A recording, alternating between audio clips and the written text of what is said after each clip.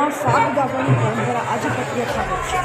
ડીસા તાલુકાના જૂના ડીસા ગામમાં વર્ષોથી ચાલતી આવતી ફાગ ગાવાની આજે પણ યથાવત જોવા મળી રહી છે। આ ફાગણ સુદ 11થી ચાલુ થાય છે અને રંગ પાંચમના દિવસે તેની પૂર્ણાહુતિ કરવામાં આવતી હોય છે।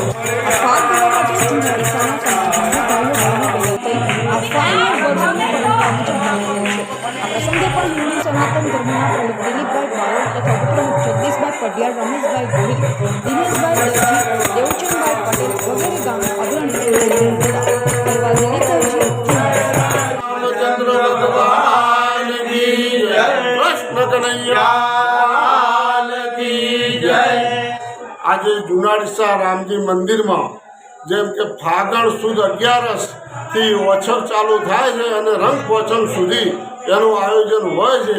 આજે ગામના વડીલો, મિત્રો, ભાઈઓ, બહેનો એમનો સહકાર બહુ સારો મળે છે અને આપણે સનાતન ધર્મના પ્રમુખ દિલીપભાઈ બારોટ અને ઉપપ્રમુખ તરીકે જગદીશભાઈ પડિયાર જે લોકોને સહયોગથી અને ગામના સહયોગથી આજે આયોજન કરીએ છીએ અને આજે રંગ પાંચમ છેલ્લો દિવસ છે અને બધા લોકો ભાવથી આવ્યા છે, હાજરી આપી છે અને સૌ દરેક પ્રસાદ લઈ અને સૌના ઘરે જશે।